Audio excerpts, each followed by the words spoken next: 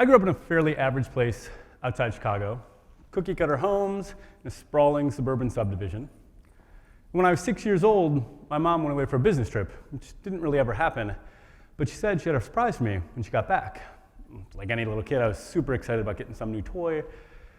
And so you can imagine my confusion when she reached in her bag and she pulled out a Harvard sweatshirt.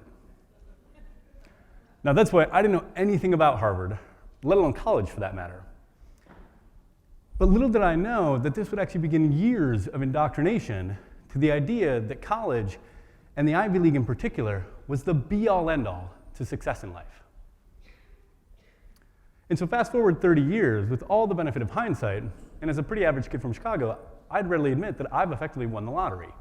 See, I was super fortunate to go to Yale for my undergrad, and then several, which I'm pretty sure I only got into because I could play football in high school. Just don't tell them.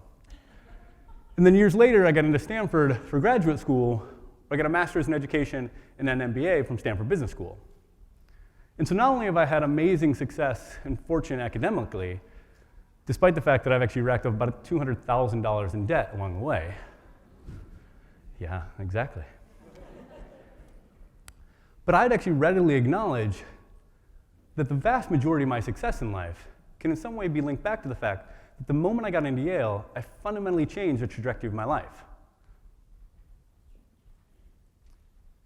I got an investment banking, which was right out of college as a psychology major. From there, I got into private equity investing. From there, I got into Stanford, all of which can be rooted in the fact that I had been validated by a single elite institution. And so what's surprising for me today, now 36 years old, 15 years into my career, 10 of which have actually been in education directly, is that I almost am now in the middle of dealing with all of the chaos that comes with having 4 kids of my own and thinking about their futures. Is that I almost guarantee you that not all 4 of my kids will even go to college.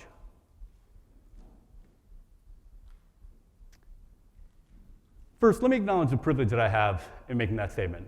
So as a white male who's been to these amazing schools, clearly my family will benefit from my experience. But that said, I don't think it changes the fact that over the past 15 years, as technology has accelerated our ability to almost anything in life, we're starting to see an amazing shift take place in the currency of validation. There. So what do I mean by currency of validation? Well, see, for centuries, the world's actually been a pretty opaque place. It's not like we had any really good information to try to figure each other out. No one has been following us around, posting videos on the internet of everything we do, until now. And see, this transparency has done fundamental things to change the fabric of our culture. So now you can upload and document anything you do in life almost instantaneously. And it turns out showing off is now the foundation of several of the world's largest companies. And so this transparency is starting to fundamentally change how we vet and assess and validate people around us. And we're starting to see a change in the types of questions we use to validate people, from where did you go to school to more, what have you built lately? Can you show me what you've done? And this shift in the currency of validation actually has fantastic implications, and it can democratize expertise far greater than any time in history before. See, we're moving from a place and a time where learning and knowledge was guarded by these reverent institutions. And we're moving to a place where now anyone, regardless of socioeconomic status or demographic, can access that same information at a fraction of the cost. So I thought it'd be helpful to outline why this shift in the currency of validation is happening. Why should we now be questioning the value of college when it's been held sacred for so long? So first, not surprisingly, is cost.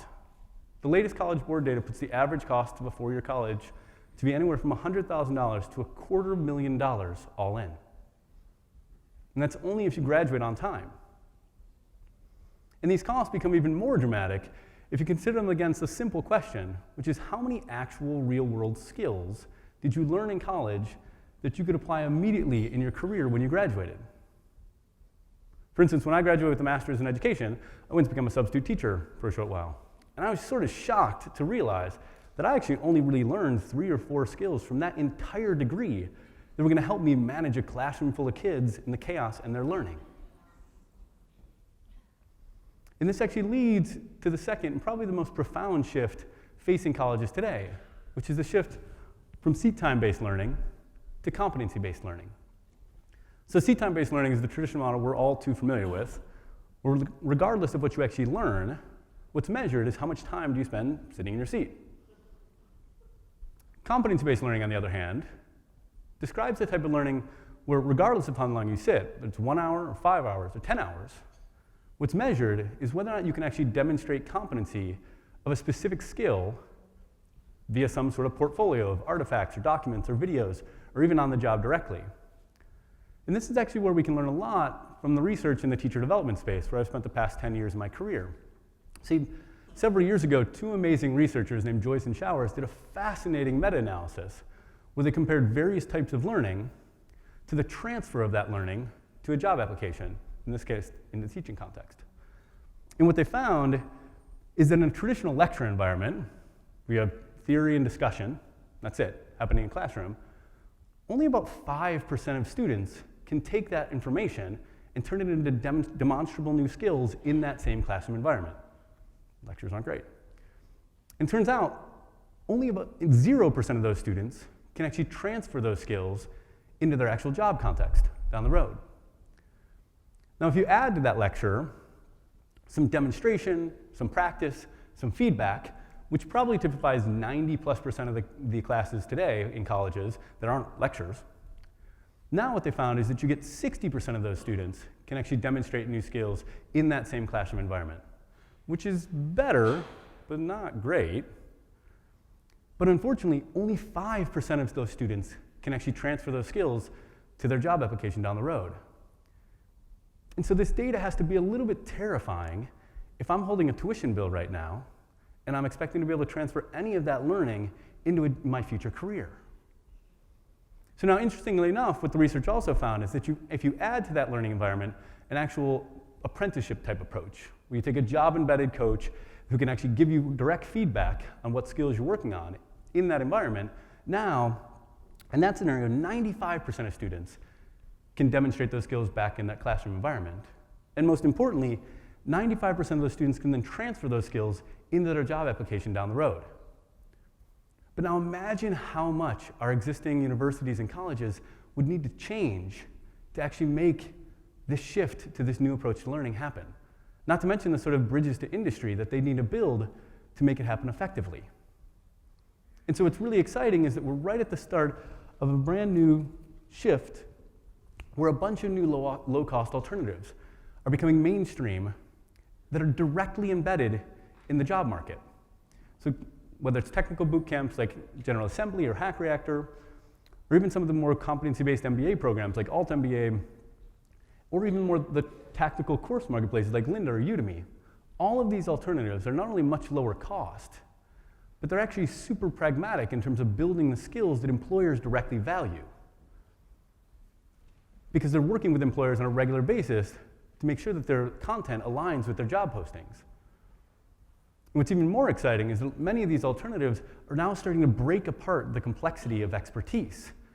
And they're breaking apart into much more modular pieces that make that learning much more accessible than ever before. And I actually think we're only getting started. There's no reason to think that soon enough, the biggest employers in the world, the Boeings, the Toyotas, the Googles, won't simply soon enough define what projects and skills they want to hire for and post all of that to the internet for anyone to engage with. And it seems pretty clear that they're going to prefer to hire people who've demonstrated mastery and competency in those skills than people who've gone through a traditional college experience.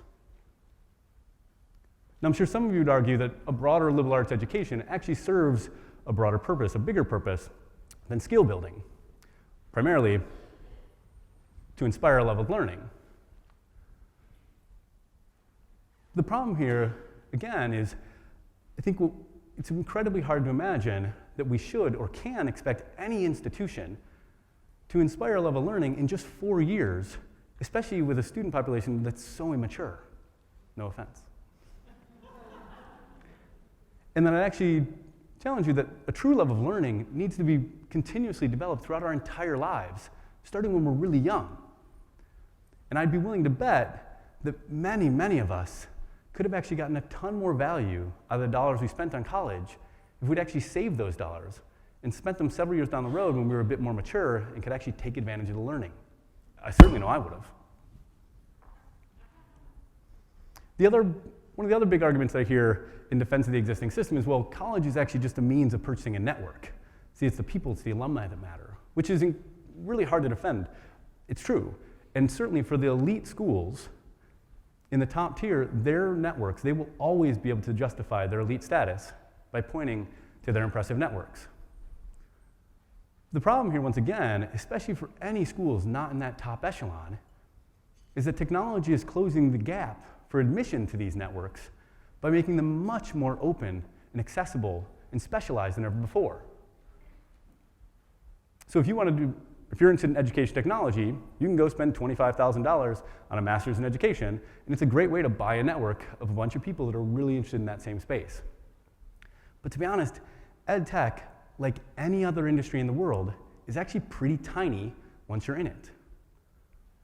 And so not only does that mean that a really broad network is just not as useful anymore, given the demands of specialization today, but it also means that your best way nowadays to get network into an industry is just follow all the relevant LinkedIn groups and hashtags in the space, and then reach out to every CEO and thought leader to get their thoughts on whatever you're working on. See, it turns out people are much more accessible than colleges have ever been. And so why does all this matter to you? And if college is really no longer worth it for my kids, what would I hope to do instead? Not staying home. It's not. Let's make that clear. See, I think this matters to pretty much everyone, regardless of if you're an employee or a leader, or most importantly, a parent. The change in this currency of validation is going to be meaningful to you and your families. As employees, it means we need to stop settling for jobs where we don't feel like we're growing.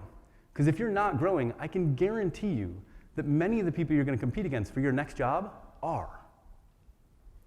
As leaders, it means we need to stop sending our teams to conferences and workshops just to learn about new ideas that they're never going to implement. And we need to focus the conversations with our team on the demonstration of learning, not the consumption of it. And as parents, it means we need to stop pushing our kids into activities just for the sake of activities. Because going forward, the depth of application is going to be so much more valuable than the breadth of participation. We have to recognize that the world today is accelerating, moving, and changing faster than ever before in history. And unfortunately, the university institutions around us can simply no longer stay ahead of what's best for our kids. Many of them simply cannot or will not keep up.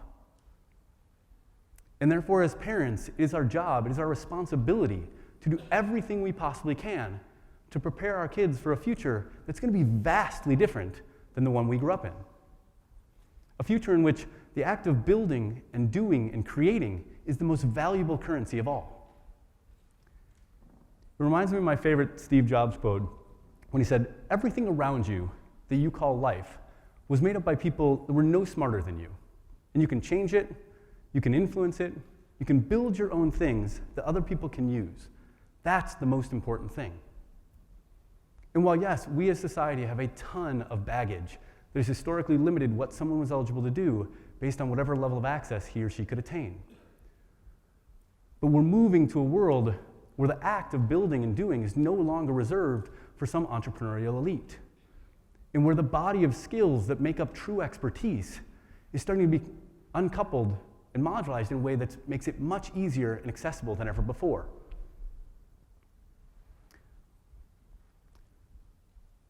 It actually reflects probably the single greatest lesson I've learned in my entire life, which I didn't perhaps learn from any particularly reverent institution, in which I now spend every day trying to teach my kids. And is that the act of learning something new, of doing something meaningful, something different, the act of creating an expertise, or building something, even starting a company, is no longer that hard or risky. And it certainly isn't any harder or riskier than working grueling hours for not great pay just with the likelihood of having your job outsourced to some new automation down the road. See, I think we're at an amazing moment in history, and that 100 years from now, society will look back at this time and say, that was the beginning. That was the beginning of when the rules for success fundamentally shifted, and when technology finally became good enough to give us control over each of our own destinies. We are just at the beginning, and therefore as society, the single most important thing we can do as parents is to teach our kids that they can learn anything, and they can do or build anything. The rest, including whether or not they go to college, will be up to them. Thank you very much.